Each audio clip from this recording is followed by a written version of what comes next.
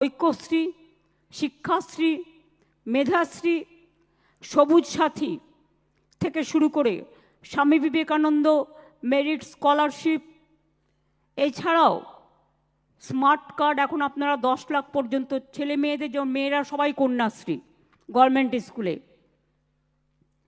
Shikshashree schedule caste schedule tribes, Aikyashree সংখ্যালঘু এবং OBC, Medhashree হচ্ছে ওবিসি, সংখ্যালঘু হচ্ছে ঐক্যশ্রী। এছাড়াও মেয়েরা কন্যাশ্রী স্কুলে ফার্স্ট ফেজ, সেকেন্ড ফেজ কলেজে কন্যাশ্রী এবং থার্ড ফেজ ইউনিভার্সিটি। তারপরেও 10 লাখ টাকা করে স্মার্ট কার্ড সবার জন্য করা হয়েছে। যার প্রয়োজন, যদি হায়ার এডুকেশন করতে চান বা অনেকেই অনেক সময় টাকার জন্য উচ্চশিক্ষা নিতে পারে না, তারা এই সুযোগটা পাবেন। এই জন্য 10 লক্ষ টাকার স্মার্ট কার্ড সবার জন্য করা হয়েছে। তাছাড়াও তপশিলি এবং আদিবাসীদের জন্য অন্য স্কিম আছে, যাতে তারা সফট লোন পেতে পারে 20 লাখ টাকা পর্যন্ত। সুতরাং আমার মনে হয় যে টাকাটা আমরা স্টুডেন্টস ক্রেডিট কার্ডের মধ্যে দিচ্ছি, তার মধ্যে থেকেও জীবনে আপনারা কেউ যদি বাইরে পড়তে চান, ঘরে পড়তে চান, আর এখন আমার মনে হয় না, হ্যাঁ একটা বাইরের ডিগ্রি নিতে সবাই পছন্দ করে সেটা লিখবার জন্য, কিন্তু কলকাতাতে এখন অনেক ইউনিভার্সিটি হয়ে গেছে বাংলায়, জেলায় জেলায় ইউনিভার্সিটি হয়েছে, এবং কলকাতার ইউনিভার্সিটিগুলো টপ অফ দ্য টপের মধ্যে আছে। আমি আজকে আপনাদের সকলকে এর জন্য অভিনন্দন জানাই। কারিগরি শিক্ষা মনে রাখবেন, আগে আমি পথ চলতে চলতে দেখতাম আমাদের দক্ষিণ কলকাতায় টালিগঞ্জে একটাই আইটিআই ছিল। আমরা কিন্তু এখন প্রায় 500টা আইটিআই এবং পলিটেকনিক তৈরি করেছি, এবং সেখানে স্টাইপেন্ড দেওয়া হয়, ট্রেনিং দেওয়া হয়, এবং তাদের সাথে একটা উৎকর্ষ বাংলা করেছি। আমাদের পলিটেকনিক আইটিআই সাথে ইন্ডাস্ট্রিকে যোগ করে, যারা যেটা ট্রেনিং নিচ্ছে, কোনো ইন্ডাস্ট্রি যদি লোক চায় সে ওখান থেকে নিতে পারে, উৎকর্ষ বাংলা থেকে।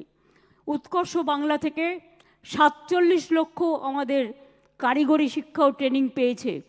তার মধ্যে 10 লক্ষ ছেলেমেয়েদের চাকরি ইতিমধ্যেই হয়ে গেছে, এবং আরও আছে, সেটা প্রসেসে আছে আরও কয়েক লক্ষ।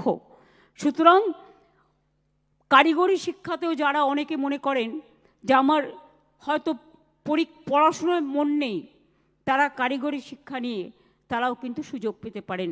আমাদের এখানে ফ্যাশন স্কুলও হয়েছে, আহরণ দুর্গাপুরে কলেজ, ইনস্টিটিউট, হোটেল ম্যানেজমেন্ট, এগুলোও সব আমরা করে দিয়েছি।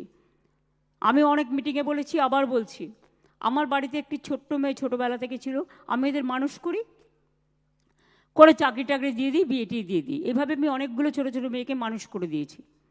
তো আমার বাড়িতে একজন ছিল, একদিন দেখি তার মেয়েকে খুব মারছে। আমি বললাম, তুই কেন মারছিস?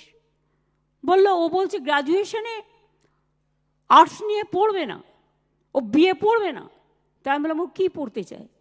বললো, ও ফ্যাশন নিয়ে পড়তে চায়। তা আমি বললাম, তোর আপত্তিটা কিসের? যদি ও পড়তে চায় ফ্যাশন নিয়ে, আর ওটাদের প্রতি যদি ওর আগ্রহ থাকে, অসুবিধার তো কিছু নেই। এক একজনের এক একটা দৃষ্টিভঙ্গি থাকতেই পারে। তখন আমাদের নতুন তৈরি হয়েছে আহরণ। এবার আমার কাছে খবর এলো জয়েন্ট এন্ট্রেন্সের মাধ্যমে নিতে হবে। আমি বললাম, তাহলে তো সেই বাইরের সব নিয়ে চলে যাবে, লোকাল ছেলে মেয়েরা আর চান্স পাবে না, তারা পড়তে পারবে না। সেই জন্য আমি বললাম, না, এটা হবে না।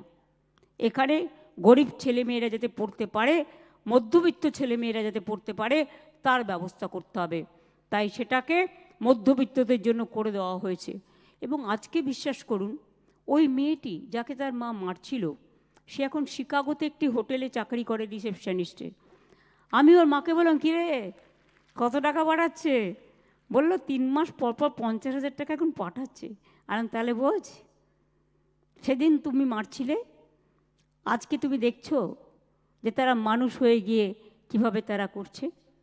সুতরাং আপনাদের, আমি এখনও মনে করি বাংলা আমাদের স্কিলের নাম্বার 1, এমএসএমইতে নাম্বার 1, স্টুডেন্টদের এগুলো জানা উচিত।